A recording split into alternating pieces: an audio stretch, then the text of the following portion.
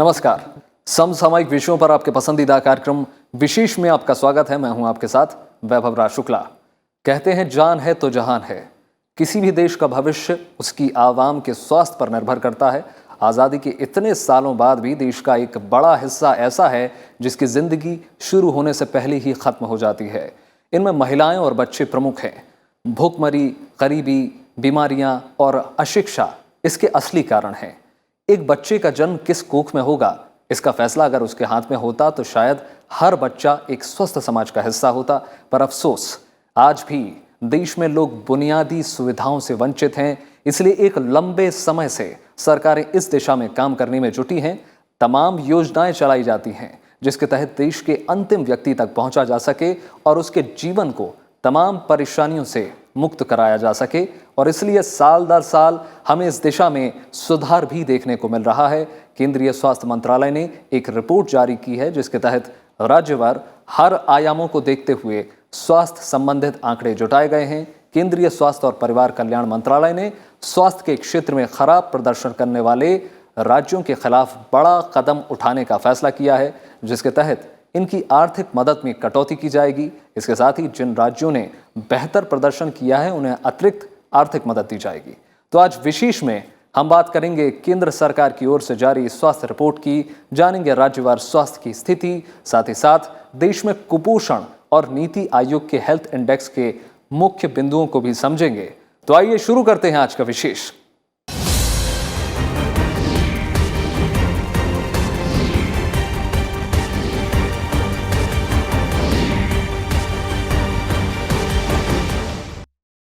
लोगों का अच्छा स्वास्थ्य सिर्फ आम जन के नजरिए से ही नहीं बल्कि अर्थव्यवस्था के लिहाज से भी काफी अहम है।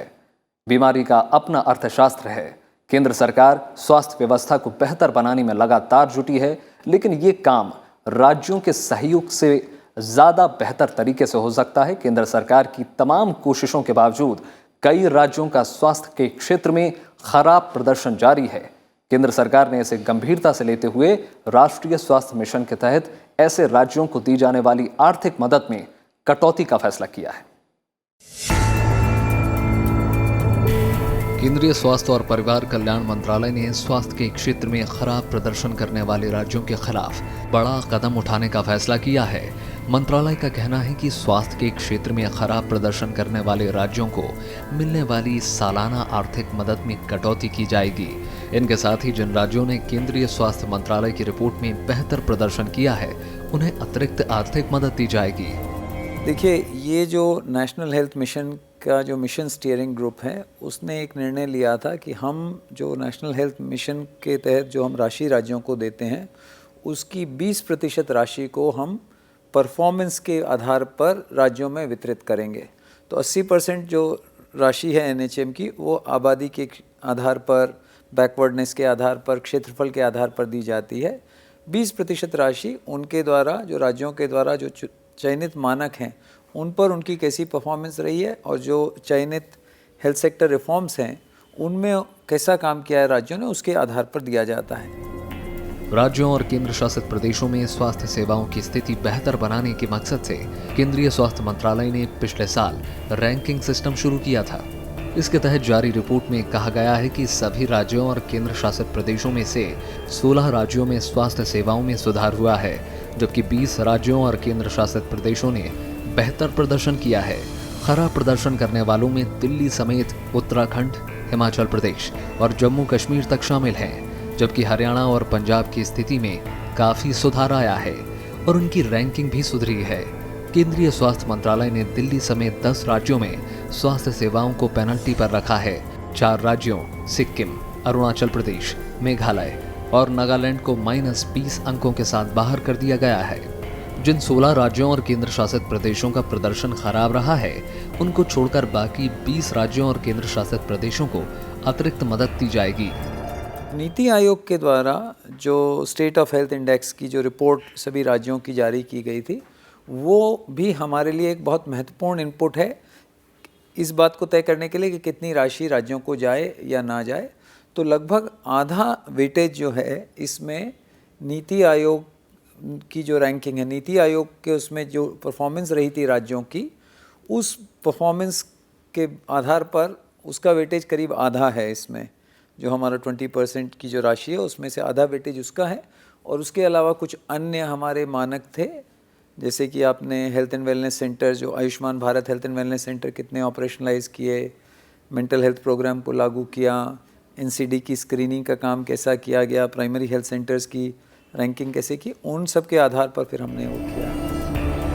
राष्ट्रीय स्वास्थ्य मिशन के तहत राज्यों को स्वास्थ्य सेवाओं के लिए आर्थिक मदद सालाना दी जाती है। करीब 3,265 करोड़ रुपए के इस बजट को सभी राज्यों को आवंटित किया जाता है। केंद्रीय स्वास्थ्य मंत्रालय का कहना है कि इतने बजट के बावजूद कई राज्यों के स्वास्थ्य सेवाओं में बदलाव धीमी गति से देखने को मिल रहा है। जिन राज्यों का प्रदर्शन खराब है उनकी इस बार 20% तक बजट में कटौती की जाएगी। जिन राज्यों ने स्वास्थ्य सेवाओं में सुधार नहीं किया है उन्हें करोड़ों रुपए का नुकसान उठाना पड़ेगा। बिहार के बजट में करीब 155 करोड़ रुपए, मध्य प्रदेश के बजट में 86 करोड़ रुपए और हिमाचल प्रदेश के बजट में 9.56 करोड़ रुपए की कटौती की जाएगी। उसी तरह जम्मू एवं कश्मीर के बजट में 9.69 करोड़ रुपए, उत्तराखंड के बजट में 23.36 करोड़ रुपए और गोवा के बजट में 56 लाख की कटौती की जाएगी। पश्चिम बंगाल के बजट में 60.35 करोड़ रुपए, मिजोरम के बजट में 3 करोड़ रुपए, लक्षद्वीप के बजट में 66 करोड़, तो दिल्ली के बजट में 7.48 करोड़ रुपए की कटौती की जाएगी। वहीं अरुणाचल प्रदेश, मेघालय, नागालैंड और सिक्किम को कोई मदद नहीं दी जाएगी। सरकार जब आप स्वास्थ्य योजनाओं की बात करते हैं तो केंद्र सरकार ही होती है जो उन्हें बार बार कभी लेटर के माध्यम से, कभी प्रधानमंत्री की ओर से कभी बुलवाया जाता है, कभी अन्य माध्यमों से भी बार बार उन्हें कहा जाता है कि आप अपने स्वास्थ्य पर ज़्यादा से ज़्यादा ध्यान दें। और उनमें कई सारे जैसे नीति आयोग के इंडेक्स हैं जिनमें उनके रिकमेंडेशंस है कि स्वास्थ्य सुविधाएं, उनकी मूलभूत जो सुविधाएं होनी चाहिए, ख़ासतौर पे जो दवाइयां होती हैं वो प्रॉपर होनी चाहिए, वहाँ पे दवाइयाँ ख़राब नहीं होनी चाहिए, दवाइयों का सही जगह इस्तेमाल हो। इसके अलावा जो टीकाकरण होता है, टीकाकरण, मातृत्व मृत्यु दर है या शिशु मृत्यु दर है, इनको ध्यान रखना है कि इनमें गिरावट आए, इस बात का ज़्यादा ध्यान रखते हैं। जिन राज्यों की स्वास्थ्य सेवाओं में सुधार हुआ है उन्हें केंद्र सरकार ने अतिरिक्त आर्थिक मदद यानी बोनस देने का फैसला किया है। इनमें उत्तर प्रदेश को 50.24 करोड़ रुपए, हरियाणा को 34.15 करोड़ रुपए और पंजाब को 22.59 करोड़ रुपए का बोनस मिलेगा। त्रिपुरा को 8.23 करोड़ रुपए, मणिपुर को 5.08 करोड़ रुपए, असम को 129.42 करोड़ रुपए, पुदुचेरी को 1.51 करोड़ रुपए और दमन दीव को 88 लाख रुपए का बोनस मिलेगा। दादरा और नगर हवेली को 2.68 करोड़ रुपए, चंडीगढ़ को 1.3 करोड़ रुपए और तमिलनाडु को 28.39 करोड़ रुपए का बोनस मिलेगा। वहीं महाराष्ट्र को 63.14 करोड़ रुपए, केरल को 22.53 करोड़ रुपए, कर्नाटक को 41.74 करोड़ रुपए, गुजरात को 33.15 करोड़ रुपए और आंध्र प्रदेश को 40 करोड़ रुपए बोनस मिलेगा। इसके अलावा तेलंगाना को 21 करोड़ रुपए, ओडिशा को 20 करोड़ रुपए, झारखंड को 26 करोड़ रुपए और छत्तीसगढ़ को 31 करोड़ रुपए का बोनस मिलेगा। पुल तो उतना ही है। उसके बाद हमने अलग अलग एक समान राज्यों का ग्रुप बनाया है, जैसे कि जो एम्पावर्ड एक्शन ग्रुप स्टेट्स हैं, जिनका स्वास्थ्य की स्थिति अच्छी नहीं है, वो एक ग्रुप में हैं, विकसित राज्य एक ग्रुप में हैं, नॉर्थ ईस्ट स्टेट्स एक ग्रुप में हैं। तो जो कटौती भी होती है उसका फ़ायदा उसी ग्रुप के अन्य राज्य को मिलता है। तो मान लीजिए कि अगर बिहार, मध्य प्रदेश ने ख़राब काम किया है और मान लीजिए यूपी, राजस्थान या उड़ीसा ने अच्छा काम किया है, तो उसका फ़ायदा इन राज्यों को मिल जाएगा अगर उनकी खराब प्रदर्शन रहता है तो। केंद्र सरकार बेहद बारीकी से राज्यों में स्वास्थ्य मानकों पर नजर रख रही है और उसी का नतीजा है कि केंद्र सरकार ने खराब प्रदर्शन करने वाले राज्यों की आर्थिक मदद में कटौती का फैसला किया है। अब राज्यों को अपने यहाँ स्वास्थ्य सेवाओं में सुधार पर ज्यादा जोर देना चाहिए ताकि केंद्र सरकार के रैंकिंग सिस्टम में आगे उनकी स्थिति में सुधार आए। Bureau report, Rajya Sabha TV.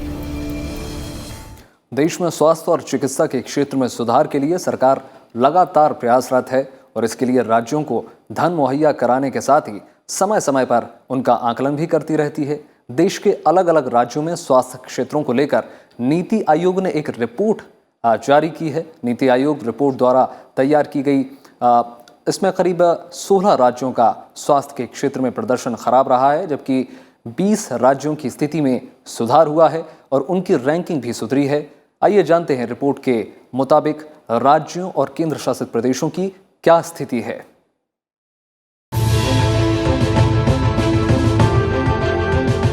पूरे देश में स्वास्थ्य और चिकित्सा का बेहतर माहौल रहे और इस क्षेत्र में लगातार विकास होता रहे, इसे लेकर केंद्र सरकार बेहद सजग है। राज्यों में स्वास्थ्य और चिकित्सा की स्थिति को जानने के लिए और उन्हें बेहतर स्वास्थ्य सेवाएं मुहैया कराने के लिए स्वास्थ्य मंत्रालय ने पिछले साल रैंकिंग सिस्टम शुरू किया था। अलग अलग राज्यों में मौजूद स्वास्थ्य सेवाओं को लेकर नीति आयोग ने एक रिपोर्ट जारी की है, जिसके आधार पर राज्यों को प्रोत्साहन दिया गया है और उनकी रैंकिंग जारी की गई है। रिपोर्ट के मुताबिक साल 2018-19 के लिए 20 राज्यों ने अपने यहाँ स्वास्थ्य के क्षेत्र में सुधार किया है। इनमें केंद्र शासित प्रदेश भी शामिल हैं। इन राज्यों को और बेहतर करने के लिए आवंटित राशि के अलावा अतिरिक्त मदद दी जाएगी, जबकि बाकी के 16 के प्रदर्शन को खराब माना गया है। रिपोर्ट के मुताबिक सिक्किम, अरुणाचल प्रदेश, मेघालय और नागालैंड पूर्ण टीकाकरण के न्यूनतम मानदंडों को भी पार नहीं कर सके, इसलिए इन राज्यों की स्थिति पर विचार तक नहीं किया गया और इन्हें दंड के रूप में -20 अंक दिए गए। तो जैसे हमने बताया, हमने पहले से सभी राज्यों को खबर कर दिया था कि इन मानकों पर आपको हम आकलन करेंगे। तो पहला तो है स्टेट ऑफ हेल्थ इंडेक्स, जो नीति आयोग जारी करता है, उसकी परफॉर्मेंस हम देखेंगे। दूसरा हमने लिया था कि हेल्थ एंड वेलनेस सेंटर, जो लास्ट ईयर आयुष्मान भारत सरकार ने कार्यक्रम जारी किया, तो Ayushman Bharat health and wellness centres कितने जल्दी किस राज्य ने ऑपरेशनलाइज किया, उसका वेटेज है। उसके अलावा जो मानव संसाधन है, हेल्थ का HR है, उसको कितना अच्छे ढंग से उनने सदुपयोग किया है, उसके आधार पर मार्क्स हैं। फिर हमारे जो नए प्रोग्राम्स हैं, नेशनल मेंटल हेल्थ प्रोग्राम है, या ये जो NPCDCS जो नॉन कम्युनिकेबल डिजीज़ का स्क्रीनिंग के प्रोग्राम हैं, प्राइमरी हेल्थ केयर के स्ट्रेंथन करने की बात है, उन प्रोग्राम्स के लिए हमने वेटेज रखा था। रिपोर्ट में किसी भी राज्यों में स्वास्थ्य सेवाओं की बेहतर स्थिति पर अधिकतम 14 अंक और खराब स्थिति पर अधिकतम -12 अंक दिया गया है। परफॉर्मेंस ऑन हेल्थ आउटकम के नाम से नीति आयोग द्वारा तैयार किए गए इस रिपोर्ट में बताया गया है कि पिछले साल की तुलना में इस बार कुल 36 राज्य और केंद्र शासित प्रदेशों में से 20 राज्यों ने स्वास्थ्य के क्षेत्र में प्रगति दिखाई है, जबकि 16 राज्यों में गिरावट दर्ज की गई। रिपोर्ट के आधार पर सर्वश्रेष्ठ प्रदर्शन करने वाले राज्यों की बात करें तो दादर एवं नगर हवेली ने 14 अंकों के साथ पहला स्थान हासिल किया है, जबकि हरियाणा को 13 और असम को 12 के साथ केरल और पंजाब को 8-8 अंक मिले हैं। वहीं खराब प्रदर्शन करने वाले राज्यों में लक्षद्वीप को -12 अंक, बिहार को -12 अंक, उत्तराखंड को -8, मध्य प्रदेश को -7 अंक और पश्चिम बंगाल को -7 अंक मिले हैं। अंडमान निकोबार और राजस्थान को 0 अंक मिला है। इसका मतलब इनके बजट में कटौती नहीं होगी, लेकिन इन्हें चेतावनी जरूर मिली है। सबसे बेहतर प्रदर्शन किया उसमें दादर एंड नगर हवेली है, हरियाणा है, इसके अलावा पंजाब है, केरल है। तो ये राज्य तो बेहतर कर रहे हैं, लेकिन इसके साथ साथ जो सबसे बुरा कर रहे हैं उनमें आपने खुद देखा है कि दिल्ली है, इसके अलावा वेस्ट बंगाल है, मध्य प्रदेश है। तो जो नीचे के राज्य हैं उन्होंने अच्छा प्रदर्शन नहीं किया, वो उनके अपने मानकों के हिसाब से उन्होंने अच्छा काम नहीं किया है, लेकिन इसका मतलब ये नहीं होता कि केंद्र सरकार उनको हतोत्साहित करती है। नीति आयोग की रिपोर्ट में बताया गया है कि राज्यों द्वारा लगातार सुधार करने और निगरानी की वजह से 31 मार्च 2018 तक देश में 15,000 हेल्थ और वेलनेस सेंटर को क्रियान्वित करने का लक्ष्य पूरा किया जा सका। राज्यों में पंजाब और केंद्र शासित प्रदेश में दमन और दीव ने हेल्थ और वेलनेस सेंटर के परिचालन में सबसे ज्यादा अंक हासिल किया। वहीं आर्थिक और सामाजिक रूप से पिछड़े राज्यों में ओडिशा ने सबसे अच्छा प्रदर्शन किया। वो ये कि जो पिछले साल जो नीति आयोग के जो रिकमेंडेशंस थे कि खासतौर पे मातृत्व मृत्यु दर या शिशु मृत्यु दर जो होता है इनको कमी लाना है, इसके अलावा जो इम्यूनाइजेशन है उस पर ज़्यादा ध्यान देना है। इसके अलावा कई चीज़ें हैं जिनमें एक है आपका कि जितने भी जो सब सेंटर हैं वो कितना चल रहे हैं। इसके अलावा इन्होंने आरोग्य के जो कई सारे हेल्थ सेंटर शुरू किए थे, जो वेलनेस सेंटर थे, उनमें फंक्शनैलिटी कितनी है। इसके अलावा मेंटल हेल्थ है इस पे, और गैर संक्रामक रोगों के लिए 30 साल से ज़्यादा उम्र के जो लोग हैं उनकी कितनों की स्क्रीनिंग की। तो ये 5-6 बड़े घटक हैं। अलग अलग राज्यों की बात करें तो आर्थिक और सामाजिक रूप से पिछले 8 राज्यों में 4 ने अच्छा प्रदर्शन किया, जबकि एक प्रदर्शन सामान्य रहा और 2 राज्यों पर पेनल्टी लगाई गई। 3 पहाड़ी राज्यों को शर्त पूरा न करने के कारण दंड मिला है। वहीं पूर्वोत्तर के 8 राज्यों में से 4 राज्य मानदंड पूरा नहीं कर सके, जबकि 3 राज्यों ने प्रोत्साहन अर्जित किया। केंद्र शासित प्रदेशों में 4 को इंसेंटिव और 2 को पेनल्टी मिली है। Bureau report, Rajya Sabha TV. किसी भी देश की प्रगति वहां के लोगों के बेहतर स्वास्थ्य से सीधे तौर पर जुड़ी हुई होती है। स्वस्थ शरीर से स्वस्थ समाज का निर्माण संभव है। स्वास्थ्य सेवा में सुधार की लगातार कोशिश की जा रही है। इसके बावजूद कई राज्यों में कुपोषण से मौत के मामले में स्थिति गंभीर बनी हुई है। देश के कुपोषण की स्थिति में बीते कुछ सालों में सुधार हुआ है, हालांकि स्थिति अभी भी गंभीर बनी हुई है।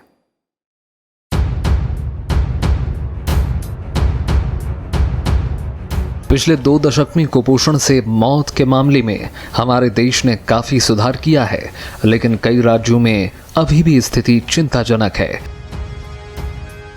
देश में सालाना करीब 14 लाख बच्चों की मौत हो रही है, जिसमें से 7 लाख से ज्यादा मौतें कुपोषण से ही हो रही हैं।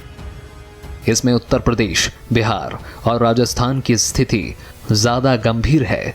भारतीय आयुर्विज्ञान अनुसंधान परिषद की हाल ही में आई रिपोर्ट में कुपोषण को लेकर राज्यों के हालात पर अध्ययन किया गया है। कुपोषण को लेकर राज्यों के स्तर पर पहली बार ICMR ने इस तरह का अध्ययन किया। 1990 से लेकर 2017 तक के हालातों पर किए गए इस अध्ययन को दुनिया की सबसे मशहूर जर्नल द लासेंट में प्रकाशित किया गया है। Indian council of medical research की इस रिपोर्ट में कहा गया है कि देश में 5 वर्ष तक की आयु के ज्यादातर बच्चे कुपोषण से ग्रस्त हैं। 5 से कम आयु में ही मरने वाले कुल बच्चों में कुपोषण से मरने वाले बच्चों का प्रतिशत सबसे अधिक बिहार, राजस्थान, छत्तीसगढ़ और उत्तर प्रदेश में है, जबकि सबसे कम केरल, मेघालय, तमिलनाडु और मिजोरम और गोवा में है। 39% बच्चों का शारीरिक और मानसिक विकास कम है। इनमें से सबसे ज्यादा 49% उत्तर प्रदेश से है। उत्तर प्रदेश में प्रति 1 लाख में से 60,000 बच्चों का जीवन गंभीर चुनौतियों से घिरा हुआ है। वैज्ञानिकों ने इस गंभीर श्रेणी में राजस्थान, बिहार और असम को भी रखा है। देश में 33% बच्चे कम वजन से पीड़ित हैं। झारखंड में 42% बच्चे कम वजन के मिल रहे हैं। देश में एनीमिया के शिकार बच्चे करीब 60% हैं। वहीं 54% महिलाएं इसकी शिकार हैं। दिल्ली की महिलाओं में सबसे ज्यादा एनीमिया की समस्या पाई जाती है। लगभग सभी राज्यों में कुपोषण एक बड़ी समस्या बनी हुई है। बाकी राज्यों के मुकाबले मध्य प्रदेश में मोटापा बढ़ने की दर सबसे ज्यादा है। कुपोषण में ये होता है कि जो भी उनके कुपोषण के लिए खास एक तरह का वार्ड रखा गया है, उसमें ये देखा जाता है कि जितने लोगों को अति कुपोषित जो बच्चे होते हैं वो आते हैं तो क्या उनका कितना ख्याल रखा जाता है, पहली बात। दूसरी बात है उनको पूरी तरह से भोजन मिलता है कि नहीं, क्योंकि अति कुपोषित वाले मामले में थोड़ा सा मामला सेंसिटिव होता है कि उसमें राज्य सरकार भी अपने मदद करती है, क्योंकि अति कुपोषण इस बात से नहीं होता कि आज आप अति कुपोषित है, परेशानी ये है कि परिवार में भोजन के लिए पैसा ना हो, या हो सकता है कि कोई परिवार का कोई सदस्य नौकरी नहीं करता हो जिस वजह से उनकी आय या आमदनी आए ताकि वो कुछ कमा पाएँ, उसी वजह से। तो इसीलिए सरकार ने इस तरह का कोई कुपोषण पे बहुत ज़्यादा कोई निशाना नहीं दिया है। लेकिन हाँ, उनके वार्ड में जो आने वाले बच्चे होते हैं उनको कितना आप उसको ट्रीटमेंट करते हैं वो सबसे इम्पोर्टेंट होता है। नेशनल फैमिली हेल्थ सर्वे के मुताबिक कुपोषण के सबसे ज्यादा मामले बिहार में पाए गए हैं। बिहार में 5 साल से कम उम्र के करीब 48.3% बच्चे शारीरिक रूप से अविकसित थे। बिहार के बाद कुपोषण के सबसे ज्यादा मामले उत्तर प्रदेश, झारखंड, मेघालय और मध्य प्रदेश में पाए गए। नेशनल फैमिली हेल्थ सर्वे के मुताबिक बिहार में 48.3%, उत्तर प्रदेश में 46.3%, झारखंड में 45.3%, मेघालय में 43.8% और मध्य प्रदेश में 42% कुपोषित बच्चे हैं, जबकि भारत में यह आंकड़ा 35.7% का है। बच्चों की सेहत को लेकर एक और समस्या सामने आ रही है। बच्चे प्री डायबिटिक पाए जा रहे हैं। 10 से 19 वर्ष की आयु के बीच करीब 9% बच्चे प्री डायबिटिक हैं। 1990 में भारत के कुपोषण की वजह से होने वाली मौत की दर प्रति 1 लाख पर 2336 थी। ये 2017 में घटकर 801 पर पहुंच गई है। पोषण की कमी और बीमारियां कुपोषण के सबसे प्रमुख कारण हैं। इसकी बड़ी वजह बच्चों को उचित पोषण आहार का नहीं मिलना है। देश में राष्ट्रीय स्वास्थ्य नीति और राष्ट्रीय पोषाहार मिशन है। सितंबर महीने को पोषण महीने के रूप में मनाया जाता है। इन सब के बावजूद कुपोषण की समस्या से निजात पाने के लिए केंद्र सरकार के साथ मिलकर राज्यों को व्यापक कदम उठाने की जरूरत है। Bureau report, Rajya Sabha TV. देश के अलग अलग राज्यों में स्वास्थ्य की स्थिति को लेकर नीति आयोग रिपोर्ट जारी करता आ रहा है।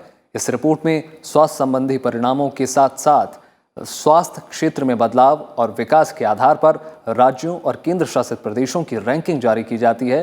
नीति आयोग ने जून 2019 में स्वस्थ राज्य प्रगतिशील भारत नाम से रिपोर्ट का दूसरा संस्करण जारी किया। रिपोर्ट के दूसरे संस्करण में राज्यों और केंद्र शासित प्रदेशों में 2 वर्षों की अवधि के दौरान हुए सुधार और समग्र प्रदर्शन को मापने और उन पर फोकस किया गया है।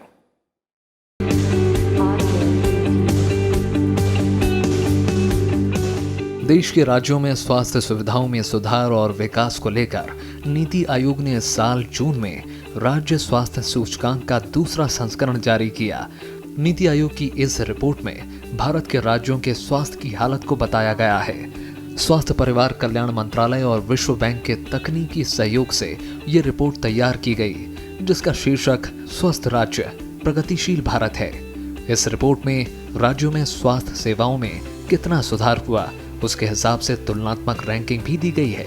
इसमें साल 2015-16 को आधार वर्ष और साल 2017-18 की अवधि को संदर्भ वर्ष मानते हुए राज्यों और केंद्र शासित प्रदेशों के समग्र प्रदर्शन और सुधार का विश्लेषण किया गया। रिपोर्ट में कहा गया कि स्वास्थ्य और चिकित्सा सेवाओं के मामले में पिछड़े बिहार, उत्तर प्रदेश, उत्तराखंड और ओडिशा जैसे राज्यों में हालत और भी ज्यादा खराब हुई है, जबकि इस दौरान हरियाणा, राजस्थान और झारखंड में हालात सुधरे हैं। वहीं देश का सबसे ज्यादा शिक्षित राज्य केरल चिकित्सा सेवा के मामले में भी पहले नंबर पर रहा। बेहतर स्वास्थ्य और चिकित्सा सेवा के मामले में केरल के बाद दूसरे स्थान पर आंध्र प्रदेश, तीसरे पर महाराष्ट्र और चौथे स्थान पर गुजरात है। नीति आयोग की हेल्थ इंडेक्स 2019 में बिहार 21वें स्थान के साथ सबसे नीचे रहा। इस सूची में यूपी को 20वां स्थान मिला। उसके बाद उत्तराखंड 19 और उड़ीसा 18वें स्थान पर रहा। रिपोर्ट के मुताबिक साल 2015-16 की तुलना में 2017-18 में स्वास्थ्य क्षेत्र में बिहार का संपूर्ण प्रदर्शन सूचकांक 6.35 अंक गिरा। इस दौरान यूपी के प्रदर्शन में 5.08 अंक, उत्तराखंड 5.02 अंक और उड़ीसा के सूचकांक में 3.46 अंक की गिरावट आई। 5 ग्रुपिंग्स थी बट करीब 25 मानक थे उसके। तो उस 25 तो नीति आयोग का जो इंडेक्स है उसको हमने इसमें करीब हमारा आधा वेटेज था। अगले साल में नीति आयोग की जो रैंकिंग होगी उसका वेटेज हमारा 80% या उससे ज़्यादा होगा। तो नीति आयोग के द्वारा नीति आयोग और मंत्रालय साथ से जो मिलकर के वो स्टेट ऑफ हेल्थ रैंकिंग करते हैं, उसका न केवल वो रैंकिंग दिखाता है बट उसका सीधा सीधा परिणाम इस बात पर भी इम्पैक्ट करेगा कि उस राज्य को कितनी एक्स्ट्रा राशि मिल पाती है या कितनी राशि वो लूज करते हैं। इस रैंकिंग में बिहार की स्थिति बिल्कुल खराब बताई गई। बिहार में आधार वर्ष 2015-16 और संदर्भ वर्ष 2017-18 में स्वास्थ्य स्थिति में आई गिरावट के लिए जिन कारकों को जिम्मेदार माना गया, उनमें कुल प्रजनन दर, जन्म के समय शिशु का कम वजन, जन्म के समय लिंगानुपात, टीबी उपचार सफलता दर, सार्वजनिक स्वास्थ्य सुविधाओं की गुणवत्ता तथा राष्ट्रीय स्वास्थ्य मिशन निधि हस्तांतरण के अंतर्गत होने वाली देरी शामिल हैं। इस रिपोर्ट में पिछली बार के मुकाबले सुधार हुआ और कुल मिलाकर बेहतर प्रदर्शन के आधार पर राज्यों और केंद्र शासित प्रदेशों की रैंकिंग 3 श्रेणी में की गई। पहली श्रेणी में 21 बड़े राज्यों, दूसरी श्रेणी में 8 छोटे राज्यों और तीसरी श्रेणी में केंद्र शासित प्रदेशों को रखा गया। छोटे राज्यों में त्रिपुरा पहले पायदान पर रहा, उसके बाद मणिपुर, मिजोरम और नागालैंड का स्थान रहा। इसमें सबसे खराब अरुणाचल प्रदेश 8वें, सिक्किम 7वें और गोवा छठे स्थान पर रहा। इस लिस्ट में दिल्ली 5वें स्थान पर रहा, जबकि संघ शासित राज्यों में चंडीगढ़ पहले नंबर पर, दादर नगर हवेली दूसरे और लक्षद्वीप तीसरे स्थान पर रहा। Bureau report, Rajya Sabha TV.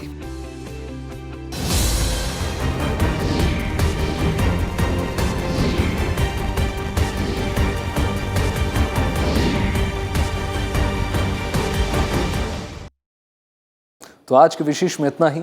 देश और दुनिया की तमाम बड़ी खबरों के लिए जुड़े रहिए राज्यसभा टेलीविजन के साथ। नमस्कार।